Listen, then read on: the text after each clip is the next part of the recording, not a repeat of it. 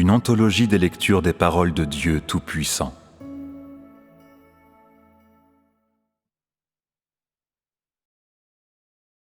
Interprétation des mystères des paroles de Dieu à l'univers entier. Chapitre 10.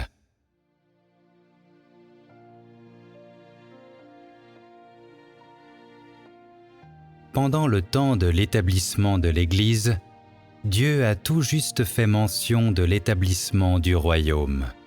Même quand il l'a mentionné, il a utilisé le langage du temps. Une fois l'ère du règne arrivée, Dieu a annulé certaines méthodes et préoccupations de l'époque de l'établissement de l'Église d'un seul coup et n'a plus jamais prononcé une seule parole à leur sujet. C'est précisément le sens fondamental de Dieu lui-même, qui est toujours nouveau et jamais ancien. Aussi bien que les choses aient pu avoir été faites dans le passé, après tout, elles font partie d'une époque révolue. Donc Dieu catégorise de telles choses passées comme appartenant à l'ère avant Christ, tandis que le temps présent est connu comme l'ère après Christ. Cela montre que l'établissement de l'Église était un prérequis pour l'établissement du royaume. Il a jeté les bases pour que Dieu exerce sa puissance souveraine dans le royaume. L'établissement de l'Église est un aperçu de la situation d'aujourd'hui. L'œuvre de Dieu sur la terre trouve son point focal dans cette partie qui consiste dans l'établissement du royaume. Avant que le travail de l'établissement de l'Église ne soit achevé, il avait déjà fait toutes les préparations pour l'œuvre à accomplir. Et quand le moment est venu, il a officiellement commencé son œuvre. C'est pourquoi Dieu a dit « L'ère du règne, après tout, est différente des temps passés. Elle ne s'occupe pas des agissements de l'humanité. Au contraire, je suis venu sur terre pour réaliser mon œuvre personnellement, ce que les êtres humains ne peuvent ni concevoir ni accomplir. En effet, cette œuvre doit être réalisée personnellement par Dieu. Aucun humain n'est capable d'une telle œuvre. Ils ne sont tout simplement pas à la hauteur. À part Dieu, qui pourrait réaliser une si grande œuvre parmi les hommes ? Qui d'autre est capable de tellement tourmenter toute l'humanité qu'elle en soit à demi morte ? Des humains pourraient-ils vraiment organiser une telle œuvre ? Pourquoi est-ce qu'il dit « Je suis venu sur terre pour réaliser mon œuvre personnellement » Se pourrait-il que l'Esprit de Dieu ait vraiment disparu de tout l'espace ? Cette phrase « Je suis venu sur terre pour réaliser mon œuvre personnellement » fait référence à la fois au fait que l'Esprit de Dieu est incarné dans la chair pour œuvrer et au fait que l'Esprit de Dieu est visiblement à l'œuvre dans l'humanité. En réalisant son œuvre personnellement, il permet à plusieurs personnes de voir Dieu lui-même de leurs propres yeux. Nul besoin pour eux de le chercher minutieusement dans leur propre esprit. De plus, il permet à tous les humains de voir les œuvres de l'Esprit de leurs propres yeux, leur montrant qu'il existe une différence essentielle entre la chair de l'homme et celle de Dieu. Dans le même temps, l'Esprit de Dieu est toujours à l'œuvre dans tout l'espace, l'univers-monde. Tous ces croyants en Dieu qui sont éclairés, après avoir accepté le nom de Dieu, voient comment l'Esprit de Dieu œuvre et en conséquence deviennent encore plus familiers avec Dieu incarné. Ainsi, ce n'est que lorsque la divinité de Dieu travaille directement, c'est-à-dire lorsque l'Esprit de Dieu est capable de travailler sans la moindre interférence, que l'humanité peut se familiariser avec le Dieu concret lui-même. C'est cela, l'essence de l'établissement du royaume. Combien de fois Dieu s'est-il incarné dans la chair? Est-ce que ce pourrait être plusieurs fois? Pourquoi Dieu a-t-il noté maintes fois « Je suis descendu une fois dans le monde des humains, et j'ai expérimenté et observé leurs souffrances, mais les faits sans réaliser l'objet de mon incarnation ». Est-ce que Dieu s'est incarné à maintes reprises, alors que l'humanité ne l'a jamais connu? Ce n'est pas le sens de cette assertion. La première fois que Dieu s'est incarné, son but en fait n'était pas que l'homme le connaisse. Au contraire, il a réalisé son œuvre, puis est disparu sans que personne le voie, ou même ait l'occasion de le connaître. Il n'a pas permis aux hommes de le connaître pleinement et ne possédait pas complètement le sens de l'incarnation, de sorte que l'on ne pourrait pas dire qu'il était pleinement incarné. Dans la première incarnation, Dieu a simplement utilisé un corps physique, exempt d'une nature pécheresse, pour accomplir cette œuvre. Après qu'elle a été accomplie, il n'y avait plus besoin de la mentionner davantage. Quant à ces humains qui ont été utilisés par Dieu à travers les âges, de tels cas sont encore moins dignes d'être appelés des incarnations.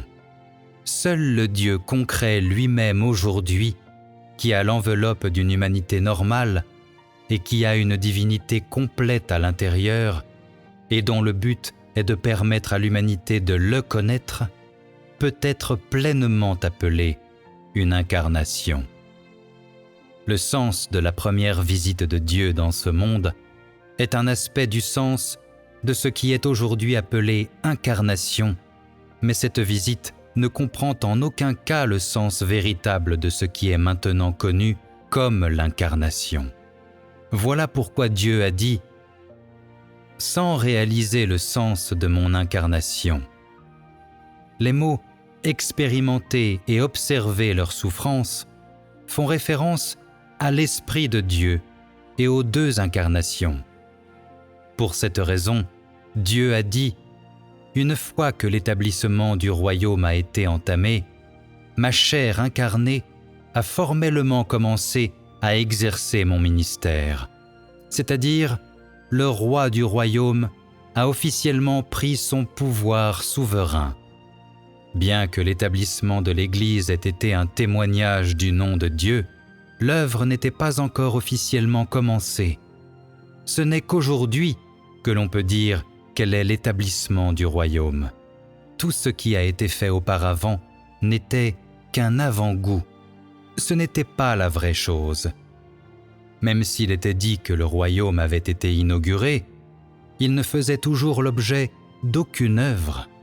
C'est seulement aujourd'hui, maintenant, que l'œuvre est effectuée par Dieu dans sa divinité et que Dieu a officiellement commencé son œuvre, que l'humanité est finalement entrée dans le royaume.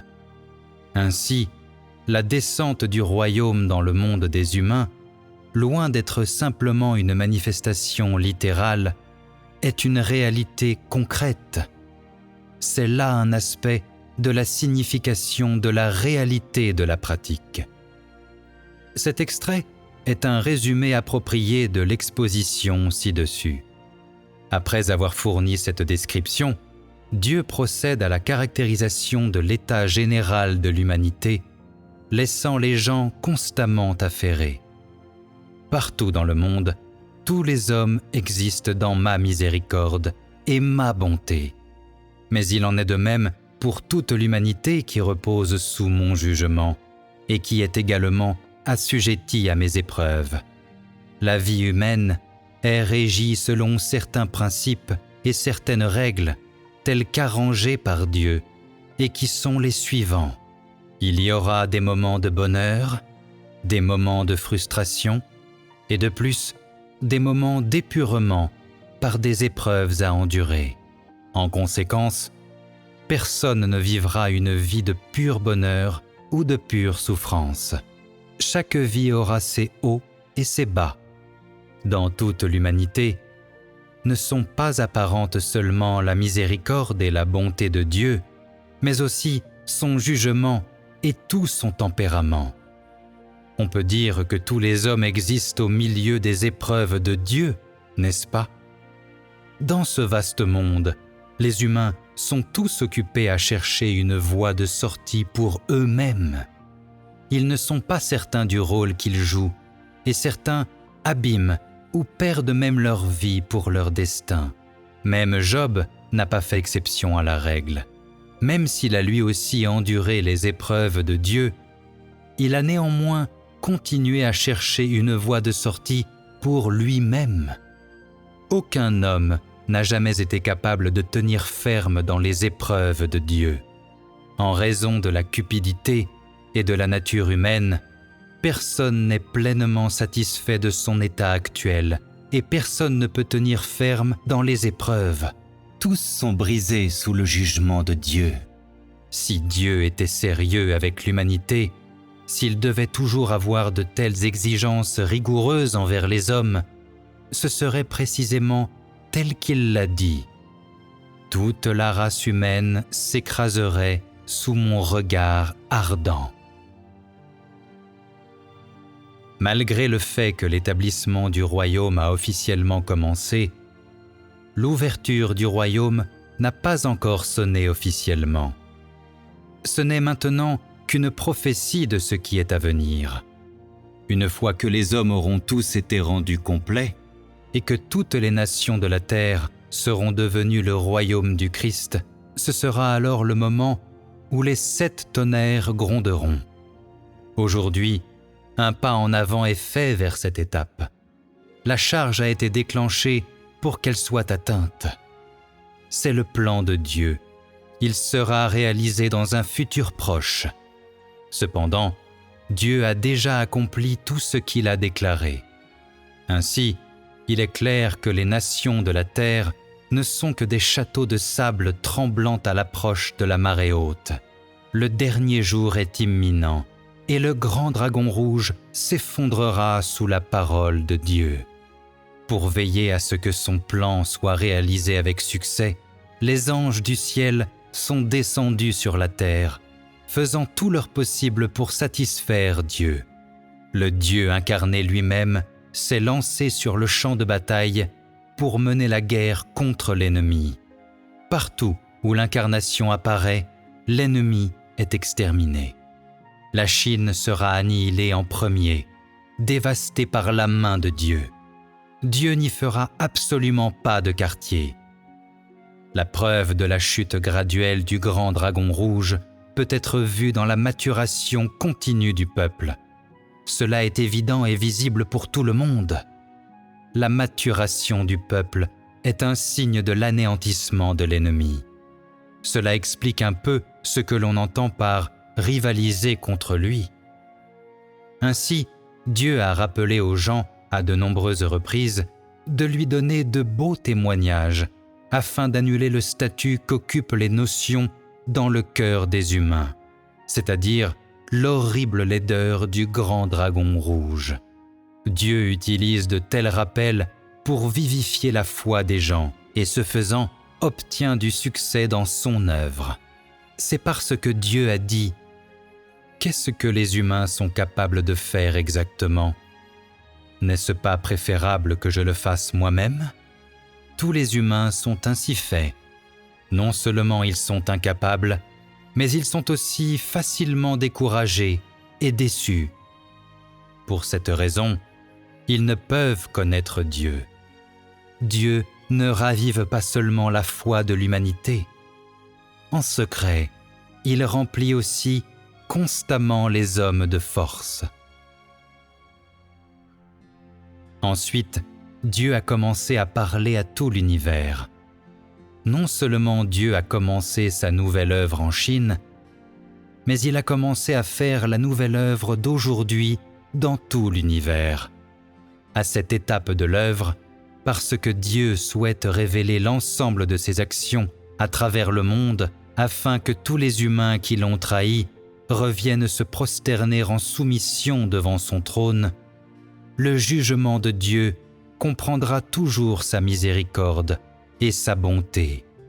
Dieu utilise les événements actuels du monde entier comme des opportunités pour susciter la panique chez les humains, les incitant à chercher Dieu afin qu'ils puissent faire demi-tour pour être devant lui. Ainsi, Dieu dit « C'est l'une des manières par lesquelles j'œuvre, et elle constitue sans aucun doute un acte de salut pour l'humanité, et ce que je lui adresse est encore une façon d'exprimer mon amour. » Dieu expose ici la vraie nature de l'humanité, avec une précision qui est pénétrante, inégalée et sans effort. Les hommes s'en cachent le visage de honte, tout à fait humiliés. Chaque fois que Dieu parle, d'une certaine façon, il réussit toujours à exposer quelque aspect des agissements honteux de l'humanité, afin que, tout en étant à l'aise, les hommes n'oublient pas de se connaître eux-mêmes et ne pensent pas que se connaître soi-même soit une ancienne besogne. Selon la nature humaine, si Dieu cessait de souligner les défauts des hommes, ne fût-ce qu'un instant, ils pourraient devenir immoraux et arrogants.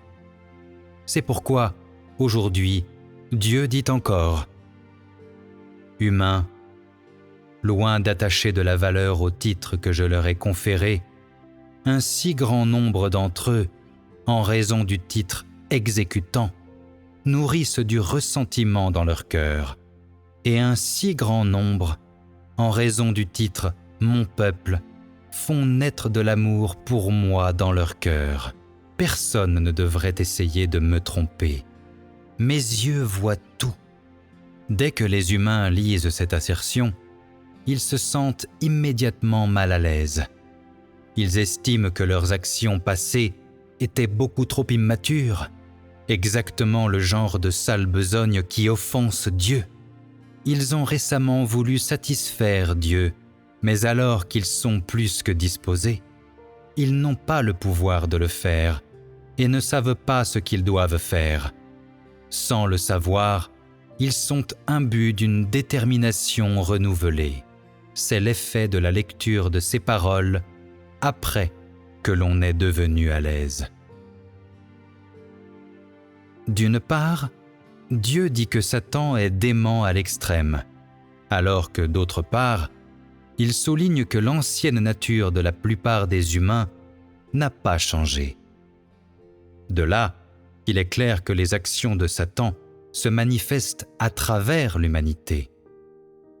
Par conséquent, Dieu rappelle souvent aux humains de ne pas être dissolus, de peur qu'ils ne soient dévorés par Satan. Ce n'est pas seulement une prophétie sur la rébellion de certains hommes, c'est aussi une sonnette d'alarme qui résonne pour avertir tous les hommes qu'ils doivent mettre de côté le passé sans retard et chercher ce qui appartient au jour présent.